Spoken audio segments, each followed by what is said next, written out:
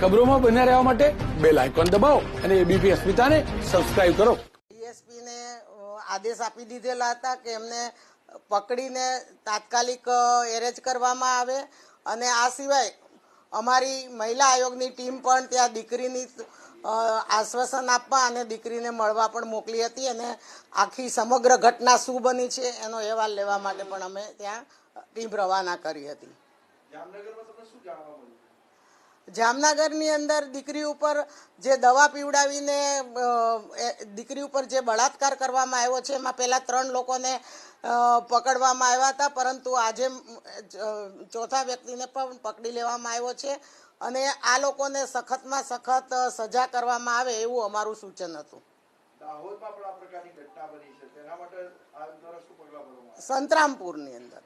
સંતરામપુરની અંદર મહીસાગર જિલ્લામાં પણ આ ઘટના બની છે અને ત્યાં એ દીકરીને પહેલેથી એ લોકો એક ઓળખતા હતા અને એને બ્લેકમેલિંગ કરતા હતા, પણ દીકરી એ પોતે બહાર આવવું જોતું હતું. જ્યારે એની સાથે આવું વર્તન થતું હતું ત્યારે આપણે સરકારે ઘણી બધી યોજનાઓ, દાખલા કે 181 આપણી જે છે, જે બહેનોને તાત્કાલિક મદદ કરે છે એનો સંપર્ક કરવાનો હતો.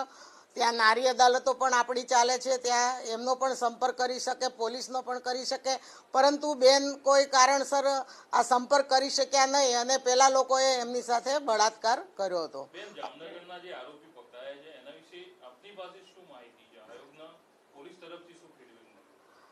પોલીસને તો અમે આદેશ જ આપ્યો હતો કે ભાઈ એમને તમે પહેલા પકડો, કેમ કે એક વ્યક્તિ જે ભાગતો ફરતો હતો, જ્યાં સુધી એ વ્યક્તિ ભાગતો ફરે છે એ જ પોતે ગુનેગાર છે કે નહીં, પહેલાં તો એ જ આપણે તપાસ કરવી પડે. એટલે મેં આગ્રહ એવો રાખ્યો હતો ડીએસપીને કે પહેલાં તમે એને પકડી પાડો અને આજે એને પકડાઈ ગયો છે, એટલે આજે આપણે હવે એના ફીડબેક્સ મેળવી લેશું.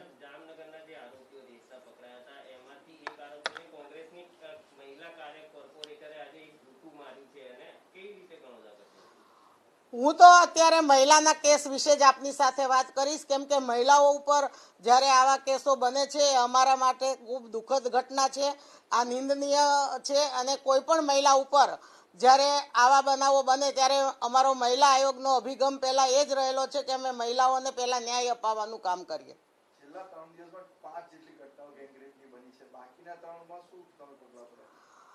ગુજરાતની અંદર આ છેલ્લા 3 દિવસની અંદર જે કંઈ ઘટનાઓ બની છે એ ઘટનાઓ માટે મેં પોલીસ ડીએસપીને લખ્યું છે. આ ઉપરાંત જે અમારી નારી અદાલતની બહેનો કામ કરી રહી છે તાલુકા કક્ષાએ અને જિલ્લા કક્ષાએ, ત્યાં નારી અદાલતની બહેનોને પણ તપાસ કરવા માટે મોકલી છે.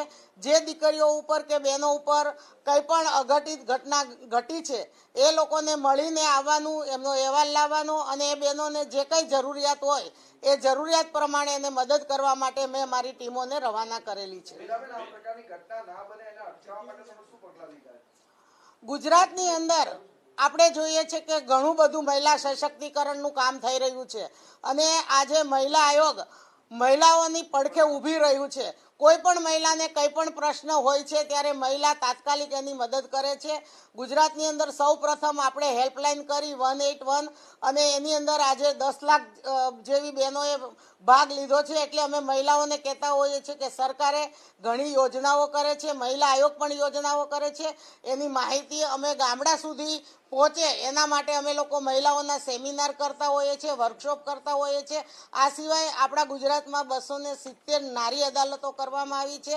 આ 270 નારી અદાલતોની અંદર 400 બહેનો આજે કામ કરે છે અને એના હાથ નીચે બીજી 4000 મહિલાઓ પણ આપણે મહિલાઓની સુરક્ષા માટે કામ કરી રહી છે. તો બહેનોએ ક્યાંક ને ક્યાંક આ બહેનોનો પણ સંપર્ક કરવો જોઈએ અને કોઈ પણ બહેનને કાંઈ કનડગત થાય, જાતીય સતામણી થાય અથવા કોઈ રોમિયોને હેરાનગતિ કરતો હોય એ વખતે બહેનોએ પોતે જાતે આવીને આગળ આવવું પડશે અને સમાજની અંદર આવો દાખલો ના બેસે એના માટે હું સમાજના લોકોને પણ કહું છું કે પબ્લિકે પણ આગળ આવવું પડશે. પોલીસનું કામ કરે, મહિલા આયોગ કામ કરે, સરકાર કામ કરે, છતાં પણ ક્યાંક ને ક્યાંક આવા બનાવો બને છે એ આપણા માટે ખૂબ ખરાબ પરિસ્થિતિમાં આપણે બધા મુકાઈ જતા હોય છે અને નિંદનીય છે. અને ખાસ કરીને બહેનોને જ્યારે હાનિ પહોંચે છે ત્યારે આવા બનાવો ના બને એના માટે સરકારે હેલ્પલાઇનો પણ ચાલુ કરી છે, તો એનો પણ બહેનોએ લાભ લેવો જોઈએ. લોકો એવું કહી રહ્યા છે કે આરોપીઓને ફાંસીની સજા થાય. ગુજરાતમાં પણ આ ઘટનાઓ બની છે, તો મહિલા આયોગ શું સજેસ્ટ કરી શકે અને જોગવાઈ શું સજા?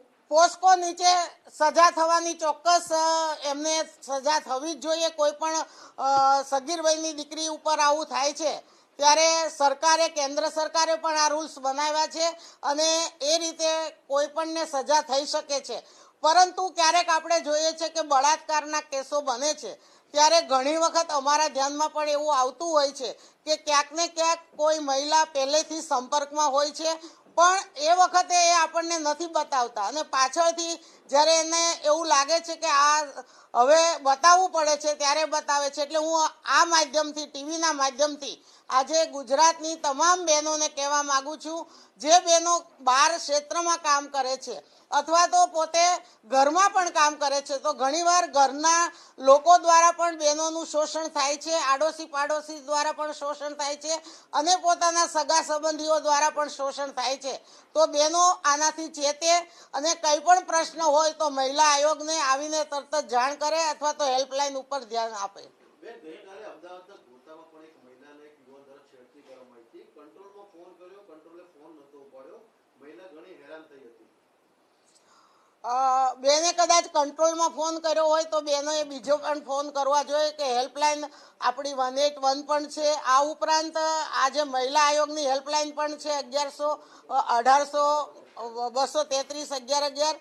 બહેનોએ મહિલા આયોગની નારી અદાલતનો સંપર્ક કરવો જોઈએ. કોઈ પણનો સંપર્ક કરી શકે, પણ બહેનો તાકાતવાન હતી કે બહેનોએ ત્યાં જ એ લોકોને મેથી પાક આપ્યો હતો.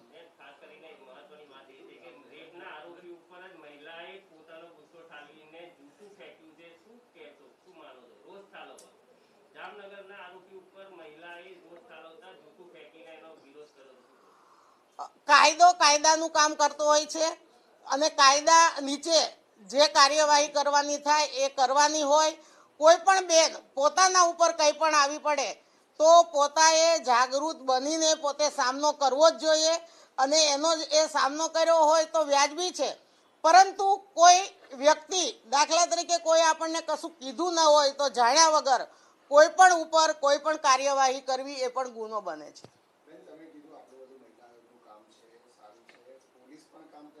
રાજ્ય સરકાર પણ કટિબદ્ધ છે, સલામત ગુજરાતની વાતો કરીએ છીએ.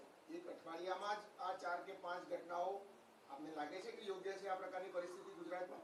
મહિલા ઉપર કોઈ પણ બનાવ બને એ બિલકુલ યોગ્ય નથી અને આવા બનાવો બને એ તો બિલકુલ યોગ્ય નથી. અને એટલે જ હું કહેવા માંગુ છું કે સરકાર કામ કરે છે, પોલીસ કામ કરે છે, મહિલા આયોગ કામ કરે છે, નારી અદાલતો કામ કરે છે, છતાં પણ જો આવા બનાવો બને છે તો ક્યાંક ને ક્યાંક આપણે એ વિચારવાનું પણ રહે કે ક્યાંક કોઈ અંગત કારણોસર બનતા હોય છે કારણો, ક્યાંક પોતાના સંપર્કમાં લોકો હોય ત્યારે આવા કારણો બને છે અને ક્યાંક